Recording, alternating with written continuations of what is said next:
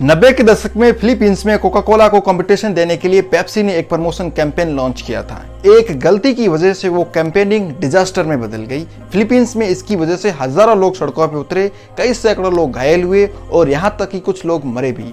Pepsi staff को अपनी जान तक बचाने की नौबत आ गई थी। इस कैंपेनिंग को अब तक की सबसे बड़ी मार्केटिंग डिजास्टर माना जाता है। एक प्रमोशनल एक्टिविटी कैसे देशव्यापी दंगों में बदल गई, चलिए समझते।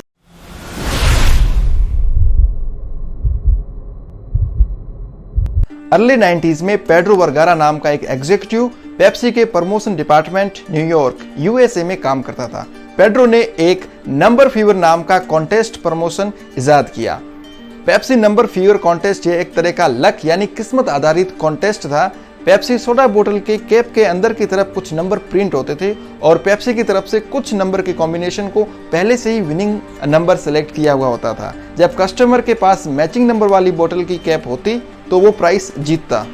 एग्जाम्पल के लिए पेप्सी ने बोला कि 1, 2, 3 नंबर पर $100 का प्राइस है। अब जिस कस्टमर की बोतल के कैप पर 1, 2, 3 नंबर प्रिंट होंगे वो $100 जीत जाएगा। तो वो इस तरीके से कुछ कैंपेनिंग थी।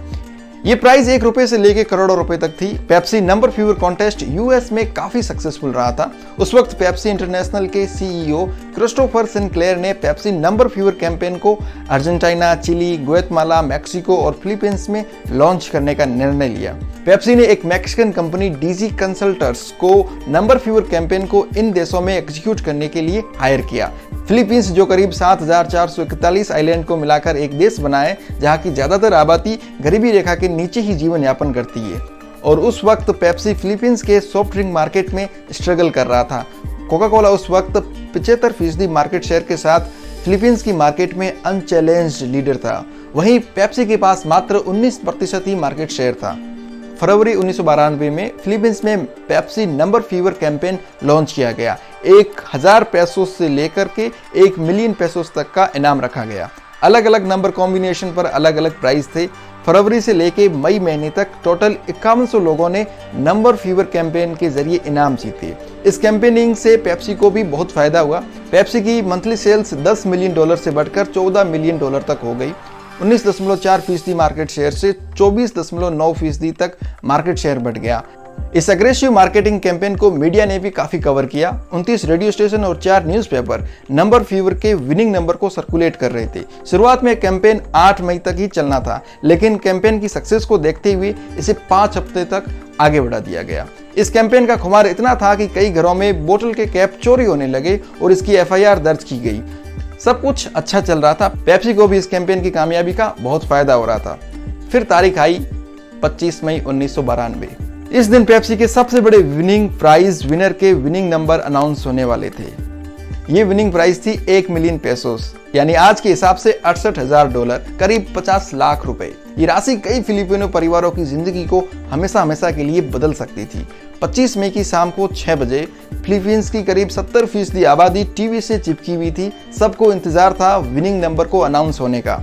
थोड़ी देर बाद पेप्सी कंपनी ने लकी नंबर अनाउंस किया और ये नंबर था 349।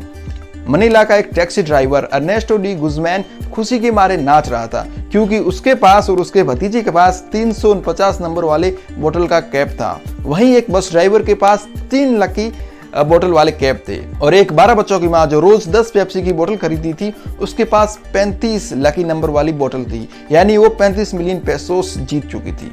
मनीला शहर के नॉर्थ ईस्ट में क्यूजोन सिटी में पेप्सी की बोटलिंग फैक्ट्री है। अब रात के 10 बज चुके थे। उस फैक्ट्री में 349 विनर्स इकट्ठा होने लग गए। पेप्सी की फैक्ट्री के बाहर भीड़ बढ़ती जा रही थी। देखते ही देखते लोग हजारों की तादाद में आ गए। इतने सारे लोग 349 नंबर वाली कैप के साथ खड़े थे और 1 मिलियन पेसोस जीतने का दावा कर रहे थे। पेप्सी के मैनेजिंग डायरेक्टर रोजामेरा वेरो अब समझ चुके थे कि उनकी कंपनी की तरफ से कोई भारी गलती हुई है। पेप्सी स्टाफ ने बिना देर किए इसकी इत्तला फिलीपींस सरकार के ट्रेड और इंडस्ट्री विभाग को दे दी। दरअसल हुआ यह था कि गलती से 349 कोड 8 लाख बोतलों के कैप के अंदरूनी तरफ प्रिंट हो गया था। 4,86,170 लोग 349 कोड वाली बोतल कैप को लेकर 1 मिलियन पेसोस जीतने का दावा कर रहे थे, जबकि कंपनी ये कोड मात्र 2 बोतलों के कैप के अंदर ही प्रिंट करवाना चाहती थी। यानी कि टोटल 2 लोग ही विनर हो सकते थे। 25 मई की रात को फैक्ट्री के बाहर हुजूम बढ़ता ही जा रहा था। पेप्सी को अपनी गलती का एहसास हो चुका था। रात को 3 बजे कंपनी ने एक इमरजेंसी मीटिंग बुलाई। पेप्सी सारे 349 कोड होल्डर को 1-1 मिलियन पेसोस नहीं दे सकती थी। ऐसा करने पर कंपनी को लाखों करोड़ों रुपए का नुकसान होता। कंपनी ने तय किया कि 349 कोड की घटना को एक कंप्यूटर एरर माना जाए और कंपनी गुडविल गेस्चर के तौर पर सभी 349 कोड होल्डर को 500 पेसोस देगी। इन 500 पेसोस के ऑफर को कुछ कस्टमर ने तो एक्सेप्ट कर लिया, लेकिन ज्यादातर कस्टमर ने इसे एक्सेप्ट करने से मना कर दिया। उनका तर्क था कि पेप्सी एक कॉन्ग्लोमेरेट कंपनी है और फाइनेंशियली भी स्ट्रॉन्ग है, इसलिए कंपनी को अपनी भूल सुधारनी चाहिए और सारे विनर्स को भुगतान करना चाहिए। कंपनी ने और भुगतान करने से मना कर दिया और यहीं से शुरुआत हुई दंगों की। इस विरोध का पहला शिकार पेप्सी की डिलीवरी ट्रक बने।